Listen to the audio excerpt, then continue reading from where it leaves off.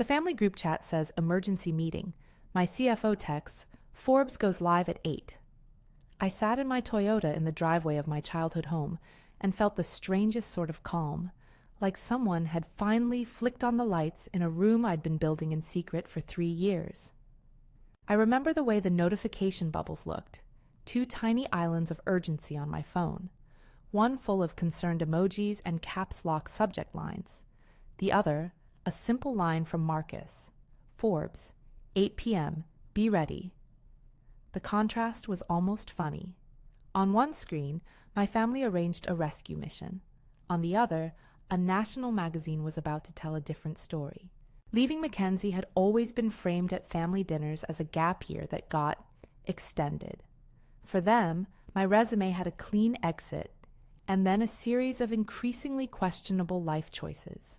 A smaller apartment, an older car, a job title that sounded like a hobby. For me, it had been the opposite. A plan executed in stealth, quiet hires, tight runway management, nights building product, and mornings taking orders from cafeteria startups. I had traded the safety of a corporate role for the uncertainty of a product no one had yet seen.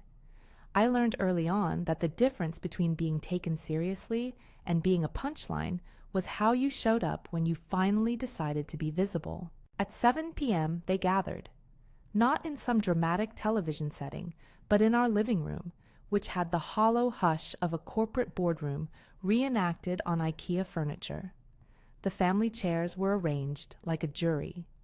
Mom sat with a knitted throw across her lap, her phone face up, and her eyes seeking mine across the room. Dad, Richard, sat forward, the same posture he'd used in executive meetings, hands clasped like he was holding a pen that wanted to make lists. Emma, my sister, had coordinated her look to perfection. A silk blouse, a smile that could be collegial or cutting depending on the angle. James, my brother-in-law, had the air of someone who'd read 3 venture articles and thus held the world's opinions in his head. Aunt Patricia hovered near the kitchen doorway like she'd been deputized to take minutes. They called it a meeting to help with my situation. Their eyes tried to be gentle as they cataloged the evidence. The old Toyota parked in the driveway, the lack of a corporate badge pinned to my lapel, the social media feeds that favored house renovations over product launches. "We just want to make sure you're safe," Mom said, which translated to, "Would you please stop making us think you're reinventing your life every 6 months?" They had a plan. Reconnect me with Mackenzie contacts, introduce me to a friend who did startups once, and maybe help me find a livable salary. Their emails of support arrived as head nods disguised as offers, well-meaning, slightly condescending. They imagined me adrift, and pity felt like a rope they were tossing. How could I refuse rescue? I didn't flinch. My composure wasn't arrogance. It was strategy. Let them present their assumptions so I could step through them on my terms. Emma's voice was light but barbed. "You left a stable career. What if the market changes? What if you run out of runway?" Her concern felt performative. She had practice with crisis theater. James chimed in with a projected pie chart of risks, citing cases he'd half remembered from cocktail conversations.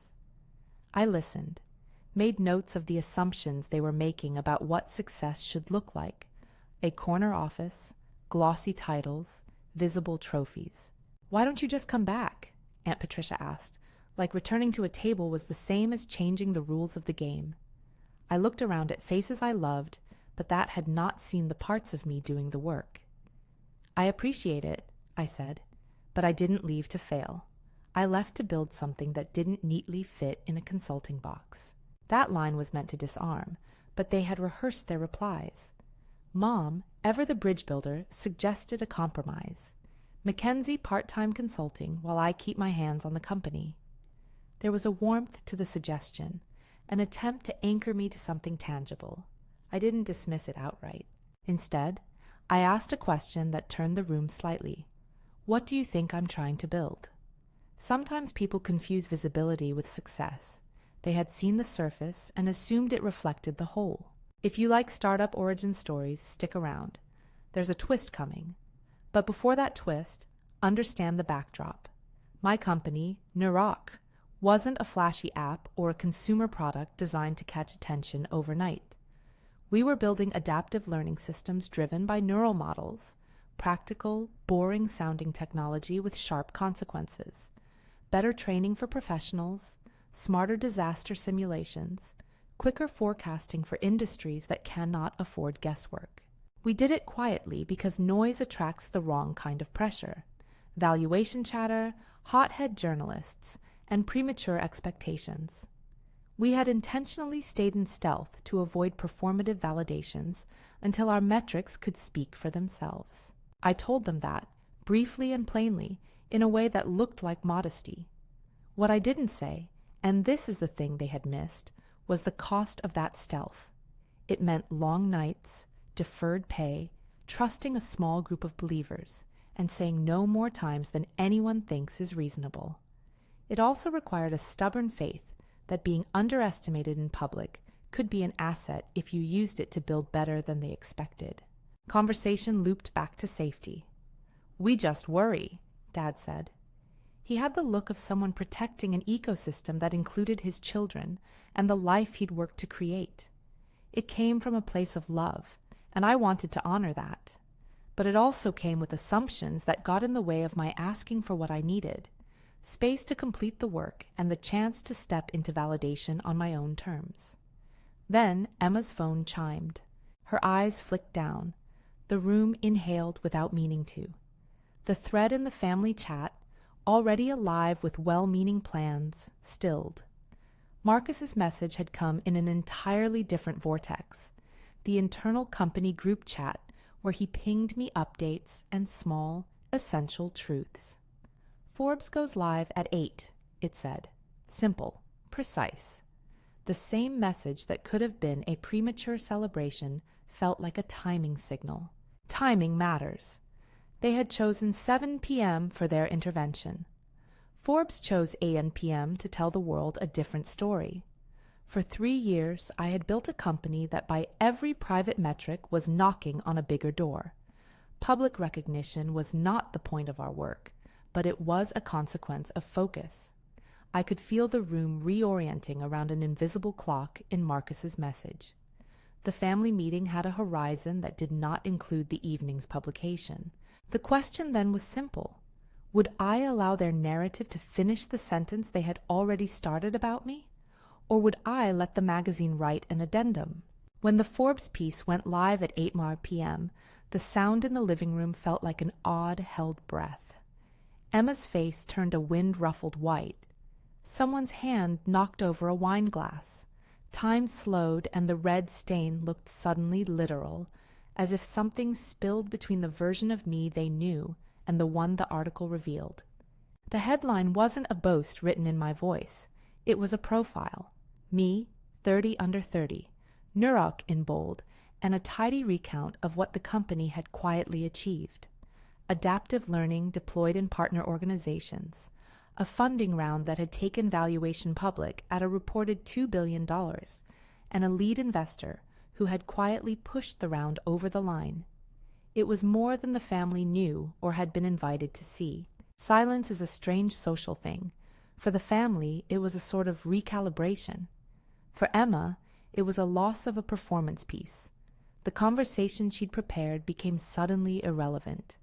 For Dad, it was a recalculation. He started to look at me not like the daughter who'd left a safe job, but like an executive whose success, however unfamiliar, had moved into the public sphere. $2 billion, Aunt Patricia muttered, fingers fumbling with the throw pillow as if it could hold facts together. $2 billion is a number that does wonky things to living rooms. It isn't just math. It's an idea that insists on being taken seriously. Marcus, who had been tracking inbound messages from reporters, sent another note in the company chat. Update from investor call. Valuation now at $3 billion post-close. CNBC wants a segment. Why, I saw the way Dad's shoulders changed. The same minute, compact energy executives used to gather themselves for a meeting.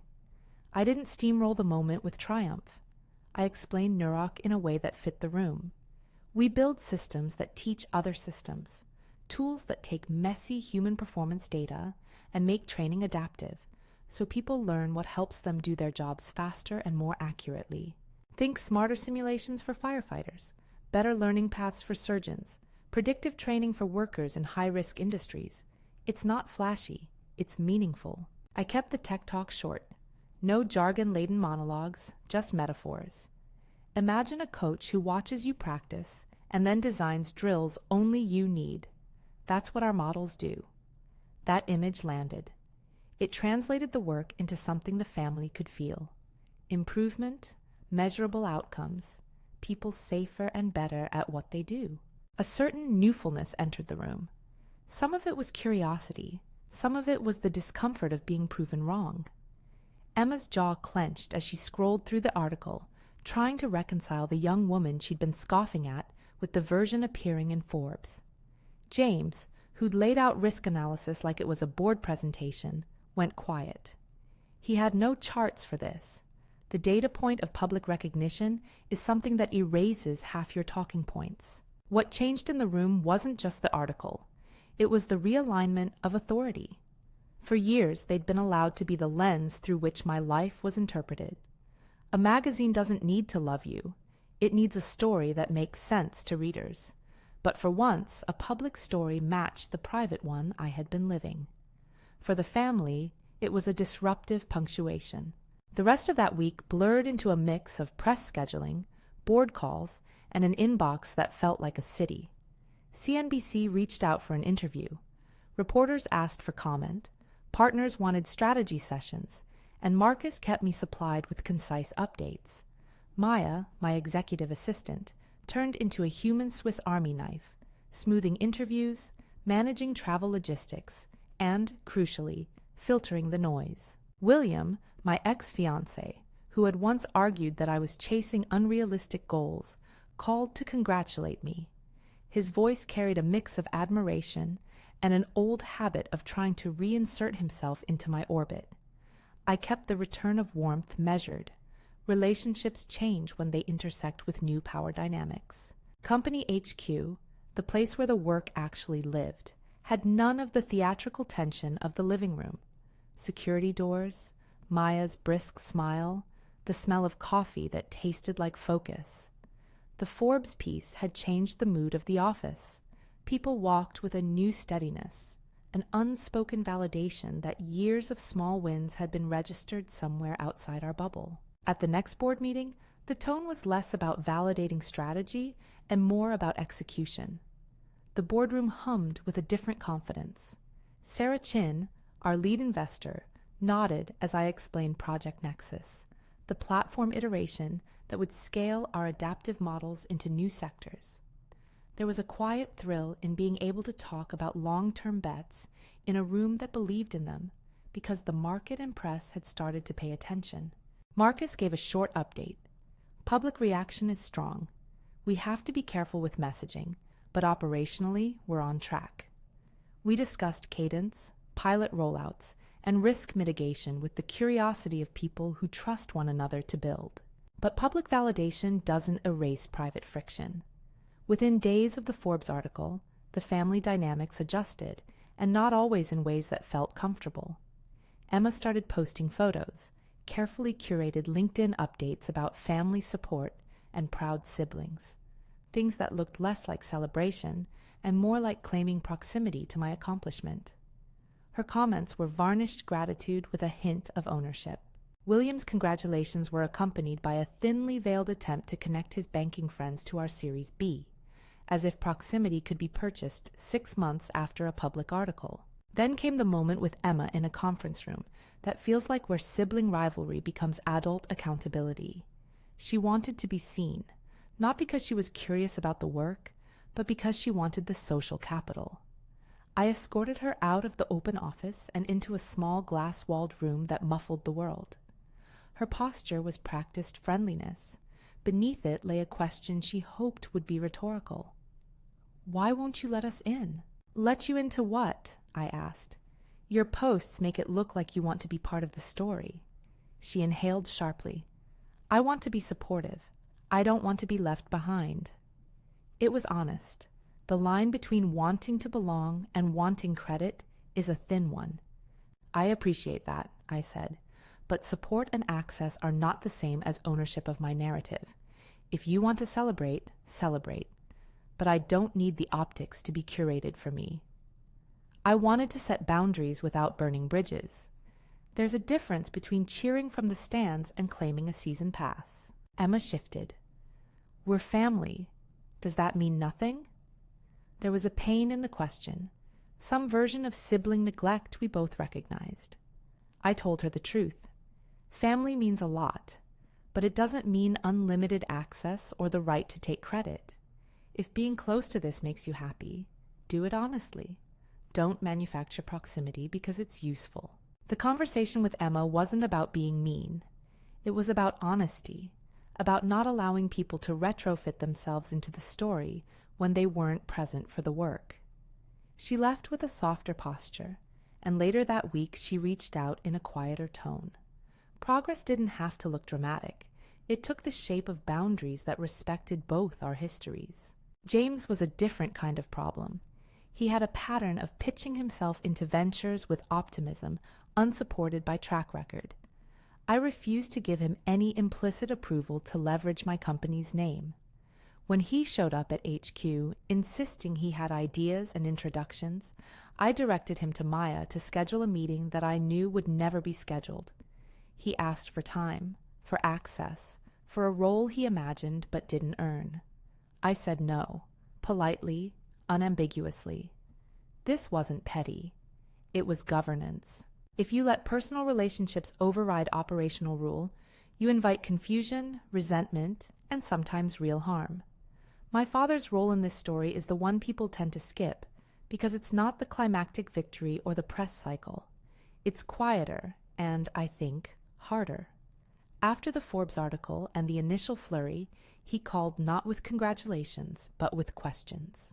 He admitted he'd been reading, quietly doing his own homework, which is a form of pride I'd always known but rarely seen up close.